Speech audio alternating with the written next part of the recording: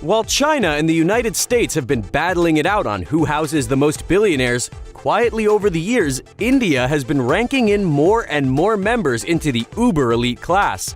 Yet, at the same time, the wealth gap between the rich and the average Indian citizen is increasing. But what is life like for the rich in the Asian country? Well, that's what we're going to explore today. We'll examine the perks and struggles of holding a fortune in India, and we'll see some of the most exorbitant purchases that have taken place in India. So, let's get started. Between 2010 to 2017, India was reportedly adding a new billionaire into their ranks every 33 days on average. Back in 2000, the nation had only 9 billionaires. In 2017, the nation had 101 billionaires residing within. According to Forbes' most recent look at countries with the most billionaires, India now has 140 billionaires. This figure puts them in third place in the world rankings, beating Germany, which has 136 billionaires.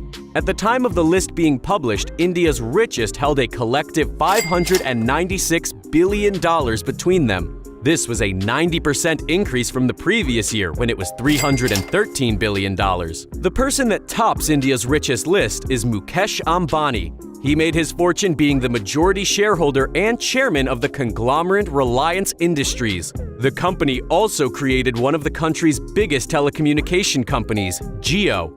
Due to all this, at the time of writing, Ambani has an estimated net worth of $79.7 billion, making him the richest person in India and in all of Asia. Currently, the second richest person in India is Gautam Adani and his family.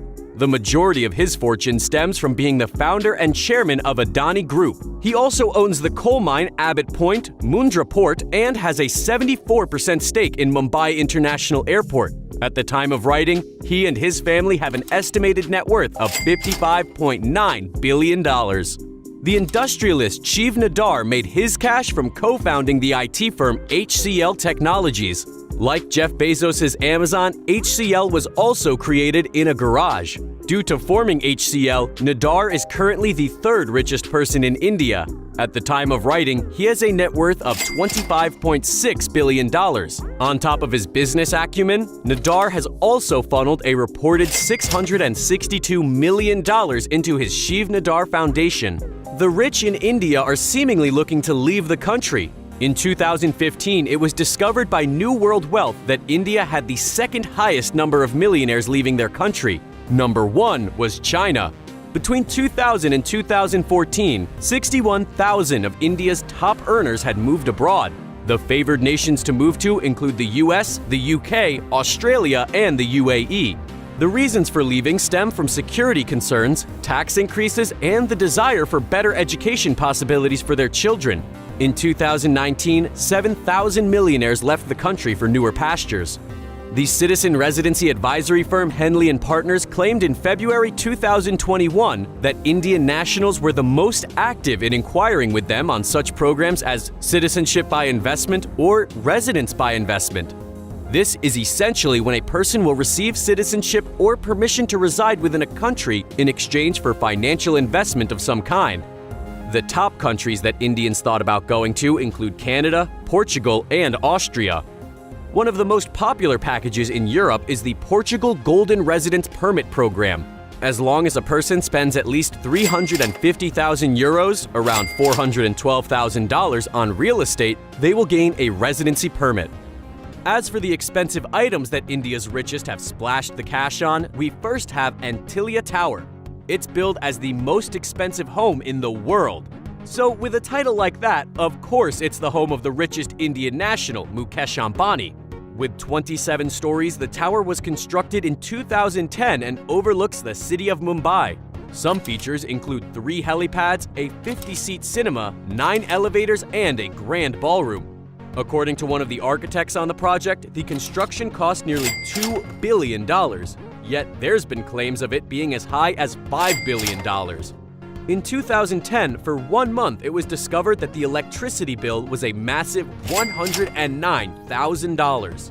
When people from loaded families get married, they like to go all out when it comes to their special day. In 2016, Brahmani, the daughter of Gali Janardana Reddy, was getting married, So they held a 5-day lavish wedding. Altogether, the event reportedly cost around $74 million. This drew the ire of Indian citizens as this happened during a cash flow crisis. Brahmani's sari is said to have cost $2.5 million, while the jewelry she wore amounted to $13 million. Then in 2018, there was the Ambani Piramal wedding. Isha, the daughter of Mukesh Ambani, married Anand, the son of billionaire Ajay Piramal. A number of celebrities were guests, including Hillary Clinton, Deepika Padukone, and Sachin Tendulkar. Even Beyoncé was there to perform. There were reports that the wedding cost up to $100 million, while others claim it was closer to $15 million. Private jets have always been a favorite toy amongst billionaires. In 2015, consulting firm Frost & Sullivan claimed that 12% of the world's private plane market was made up of Indian nationals.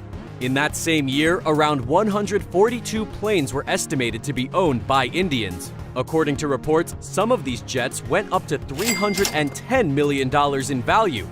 Canadian plane creators Bombardier estimated to deliver 1,215 planes to India between 2014 to 2033. The managing director and chairman of the Raymond Group, Gautam Singhania, had his net worth estimated as high as $1.4 billion in his career. He happens to be one such billionaire that has a plane. In 2016, he reportedly owned a Bombardier Challenger 600. At the time, these jets cost up to $21 million. While the affluent in India are getting richer, the wealth isn't exactly trickling down to the average citizen.